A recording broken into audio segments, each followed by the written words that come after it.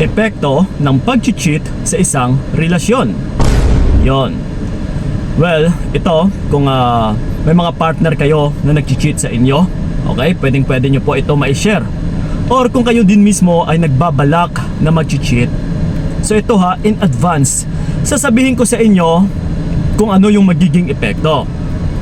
Kasi bilang isang lalaki na rin, I used to be a cheater din dati. Yes, naranasan ko rin yung mga bagay-bagay na ito. And then yun nga, na-experience ko rin kung ano yung mga naging epekto pagdating sa akin. That's why isisiwalat ko sa inyo mga utol, para mabigyan din kayo ng kaalaman in advance, para habang maaga pa ay maiwasan nyo na or mahinto nyo na yung gawain na ito. Okay? So ito, una sa lahat ay yung mga bata. Yes. Kapag may mga anak na kayo, na unang-una talaga na maaapektuhan dito is yung mga anak ninyo, yung mga bata. Kasi pagdating sa partner mo, kahit sabihin man natin na kayang-kaya ng partner mo, na niloko mo siya, nag-cheat ka, iniwan mo yung partner mo, yes, kayang-kaya po yan ng partner mo. Kayang-kaya niya mabuhay. Pero pagdating sa mga anak ninyo, diyan palang utol ay winawasak mo na yung kinabukasan nila. Na magkakaroon na sila ng broken family. Nahiwala yung nanay at saka tatay. So lalaki po sila na walang ama or walang nanay. So napakasakit po ito pagdating sa mga anak ninyo. That's why bago ka gumawa ng isang hakbang, lalong-lalo na sa pag-cheat, ay isipin mo yung kapakanan at saka yung kinabukasan ng mga anak ninyo. Okay? So yon. And then ito yung pangalawa is may naaapakan kang tao. Yes.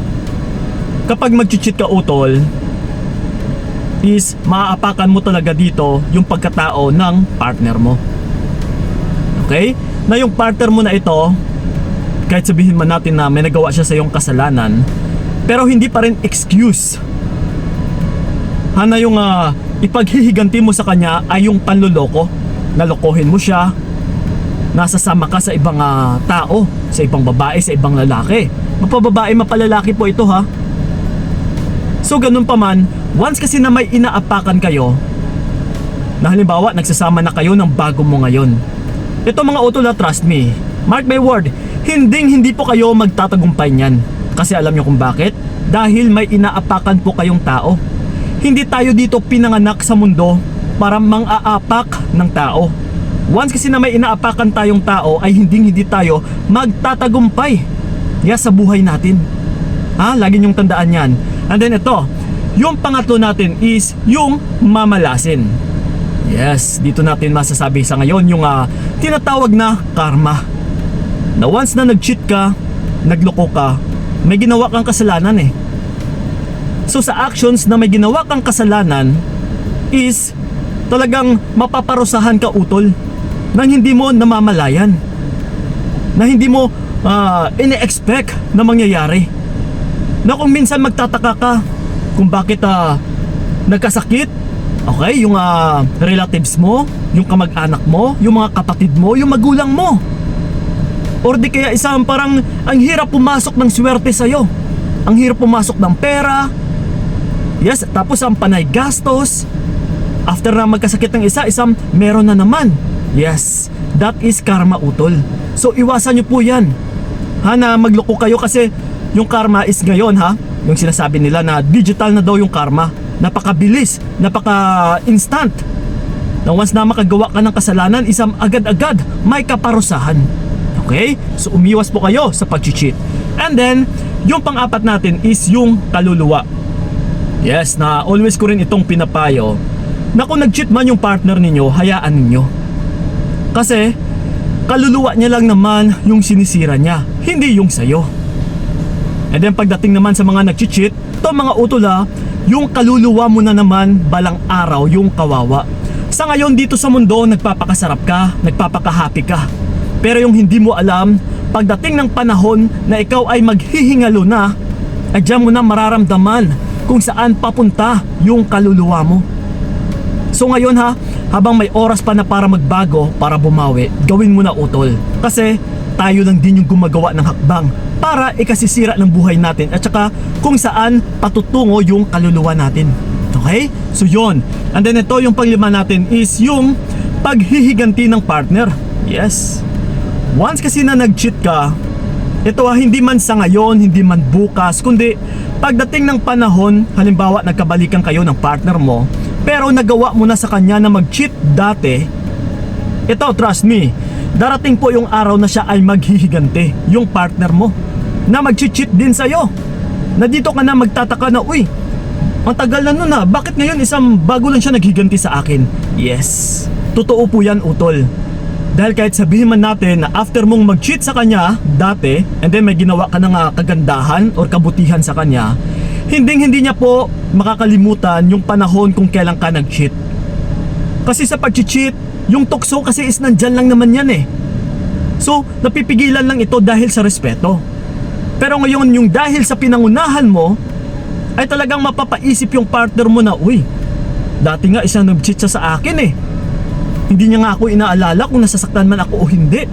Halimbawa ngayon kung meron siyang kachat, meron siyang natitipuhan, yes, talagang itutuloy niya po ito at saka maiisip niya yung dati mong ginawang pag-cheat sa kanya.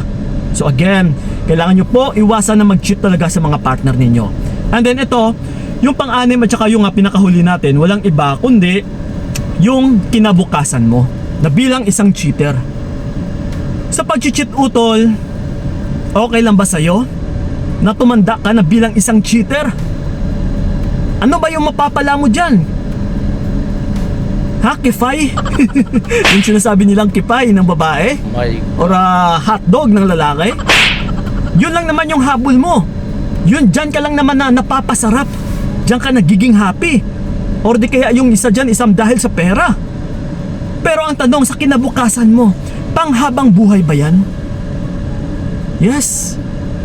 Kasi, kagaya kanina na isabi ko, na dati isang nag-cheat din ako, pero yun na nga, napagtanto ko, napag-isip-isip ko na sa pag-cheat ay malaking panahon po yung maaksaya mo. Pera, yes, panahon mo, at saka yung bilang imahe mo na rin ay masisira. So, napaisip ako na kung dati sana na hindi na ako nag-cheat ay siguro marami na akong naipon, hindi na ako nag-aksaya pa ng pera sa iba't ibang babae, hindi na ako sana nag-aksaya pa ng panahon sa iba't ibang babae. Kasi kung yung kababagsakan mo lang naman is magstay ka sa isang babae balang araw, bakit ngayon ay hindi mo pa kayang gawin? Bakit ngayon hindi mo pa kayang simulan? Yes, utol. Kasi magugulat ka na lang na sa pagdating ng panahon is matanda ka na pala. Na uy, matanda na ako pero wala pa rin akong matatawag na pamilya. Wala pa rin akong magandang kinabukasan. Hindi pa ako nakapag-settle down. Wala pa akong naipundar. Wala pa akong pamilya talaga na matatawag. Wala pa akong anak. Wala pa akong masasabi natin naging successful yung buhay mo. Hindi kasi natin pwedeng matawag, utol, na nagiging successful yung buhay mo bilang isang cheater. Walang ganon. Yes. So lagi po ninyong tandaan yan. Once kasi na maging cheater ka, ay this is a failure ng isang tao. Hindi natin ito makikita sa ngayon, pero pagdating ng panahon na tayo ay paparusahan na ng Diyos, or kung kukunin niya na yung kaluluwa mo, diyan mo na makikita yung lahat-lahat. Na malaki lang pala yung inaaksaya mo at saka yung sinayang mo. Okay? So yun lang po mga utol, sana'y nakatulong talaga yung video na ito. And then sa mga gusto akong makausap, yes, tumatanggap po tayo ng one-on-one coaching. Yes, PM is lang sa aking FB page na Payong Kaibigan ni Kiko. Okay? Kita-kita po tayo doon. Maraming salamat. So ingat kayo. God bless and babush! Ito na ang paalam, huwag ka nang mangamba, hindi na babalik pa. Ayoko na magpakatang at ayaw nang mahalin ka. Ayoko na ring magtiis.